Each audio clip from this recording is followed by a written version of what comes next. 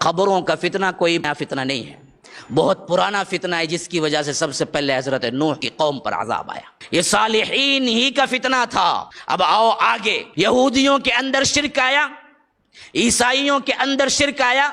یہ بھی بتوں کی پرستش کی وجہ سے نہیں آیا۔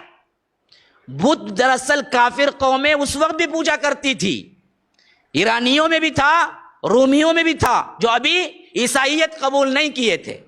لیکن یہودیوں کے اندر جو شرک آیا، وہ شرک بھی صالحین کی قبروں کی وجہ سے ہی آیا۔ انہوں نے بھی اپنے اپنے بڑوں اور اپنے اپنے جو کچھ صالح لوگ تھے ان کے قبروں کو بنایا اور ان کے لیے عبادت گاہوں کو مخصوص کیا، اور وہاں پر انہوں نے عبادت کے رسمیں پورے کرنے شروع کی، یہاں تک کہ اللہ تبارک و تعالی نے ان پر بھی عذاب بھیجا۔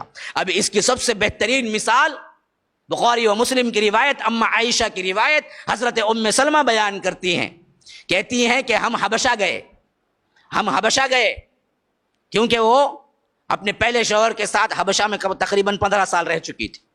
پھر اس کے بعد اللہ کے رسول سے شادی ہوئی تو ام سلمہ اللہ کے رسول صلی اللہ علیہ وسلم کی بیوی بنی، امہات المؤمنین میں شامل ہوئی۔ تو وہ کہتے ہیں کہ ہم جب حبشہ گئے تو وہاں پر ہم نے کنیسہ دیکھا۔ کنیسہ کیا معنی؟ کنیسہ کا مطلب ہے عیسائیوں کا عبادت خانہ، عیسائیوں کا عبادت خانہ کنیسہ۔ ہم نے اس کنیسے میں قبروں اور تصویروں کے ایسے مناظر دیکھے، ایسے خوبصورت تھے کہ ہمیں ایسے ہی یاد رہ گئے۔ جب ہم اللہ کے رسول صلی اللہ علیہ وسلم کے ساتھ آئے، نکاح بھی ہو گیا، کہتے ہیں کہ ام سلمہ اللہ کے رسول مرض وفات میں تھے، یعنی وہ مرض جس میں وفات پائی، اور تقریباً وفات سے 1-2 دن پہلے شدت کی بخار سے اللہ کے رسول کبھی اپنا کمبل اٹھا کے کیا ہے پورے چہرے پہ اوڑھ لیتے، کبھی نکال دیتے، کبھی اوڑھ لیتے، کبھی نکال دیتے، پسینہ ٹپکتا تو نکال دیتے، پھر ٹھنڈ ہوتی تو اوڑھ لیتے۔ ایسی کیفیت، یعنی بہت ہی کیا ہے درد کی کیفیت تھی۔ ایسے وقت میں میرے زبان سے نکل گیا کہ ہم نے کیا ہے حبشہ میں بڑے بہترین طور پر کنیسے دیکھے، جس میں کیا ہے بڑی خوبصورت تصویریں اور قبریں تھی۔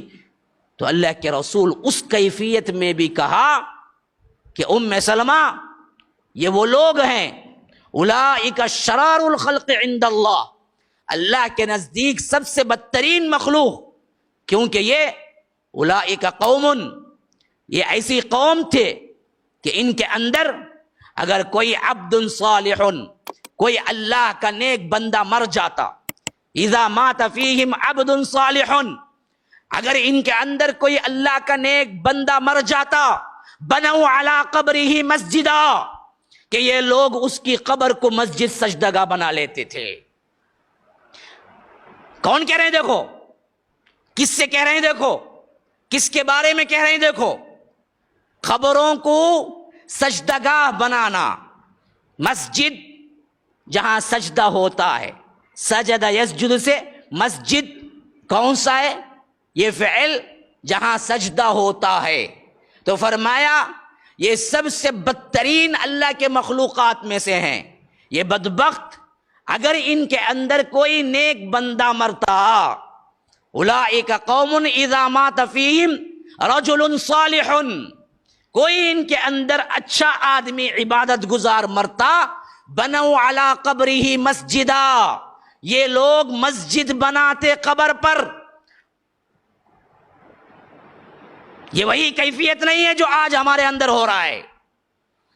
کتنی جگہ ہیں جہاں پر کیا ہے قبروں پر سجدگاہیں بنائی گئی ہیں، باقاعدہ عمارتیں تعمیر کی ہیں۔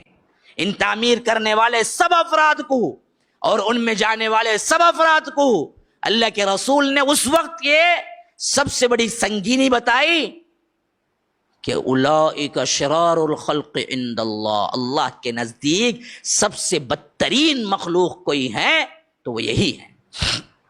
گٹر کے نالی میں چلنے والے کیڑے سے بھی بدتر کوئی مخلوق ہے تو وہ مخلوق ہے جو صالح بندے مرتے ہیں تو ان کی قبروں کو مسجدیں بناتے ہیں، ان کی قبروں کو سجدگاہ بناتے ہیں۔